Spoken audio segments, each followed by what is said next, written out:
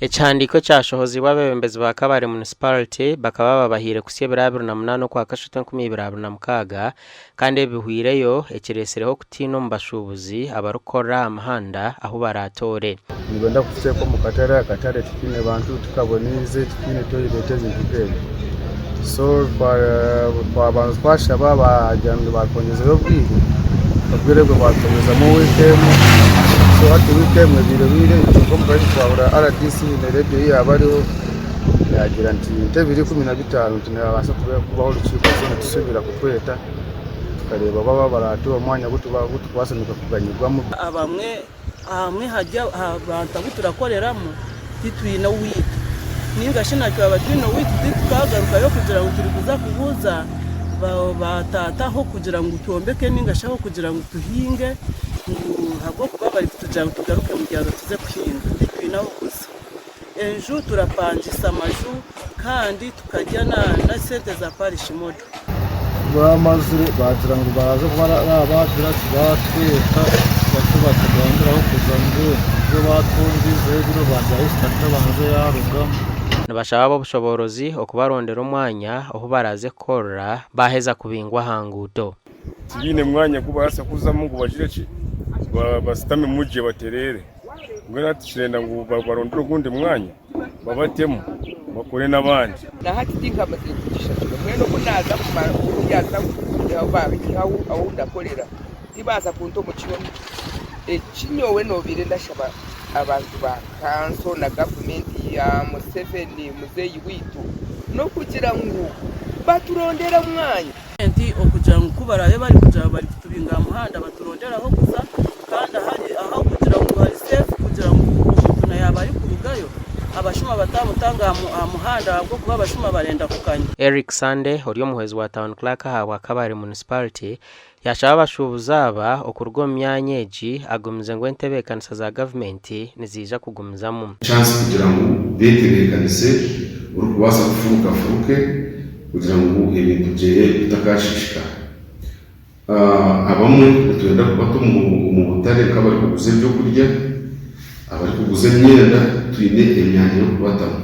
one yabashaba kuzomba butare okuba niyo bakorera twine ho butare akabugondi nakatara ka mwanjari hamwe na bone market ubwo butare bwena buriho abantu bitu tukabaganira kare kugira ngo baze kwate myanya baze kushobora umukatare omugandi abebembezi ba Rubirizi Town Council barabara bashubuzi abarukora nguto okurugaho abebembezi batakizire ngurita bingi nabo abakora uburoziza umuntu hari aba kiosks za mobile money abinyo kiosks ningashi emedare kutika chapati emedara ekuguza the produce kinkureba ekirage kubaho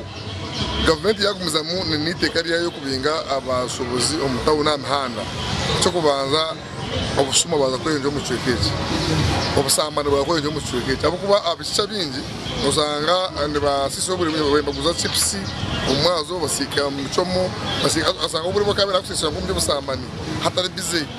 emutawu no mu mazemenya kasitariansi ya makunyasa kuyi yanto ninka ni vuga ni korachi kungamwe nate musangiyo myaka za nsanzo nawo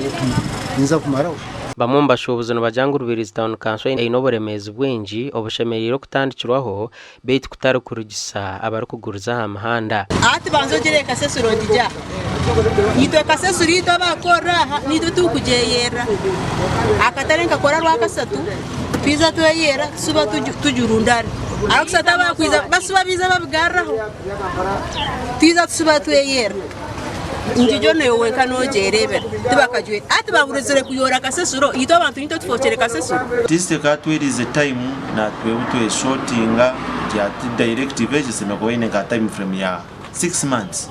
umuntu chonka braptire business niyonje ato yemu capital kombe ka store wendizo nchibachiri cha affecting development ya mani ona bebembeze no bagira ngo abarabingwe baronda aho baraze korra ahabo kubatibine mwanya go kubatamo icyo tukakitereje konka subsequently tuza kukitereje batazipana ntubanza kukiriya nyina tawe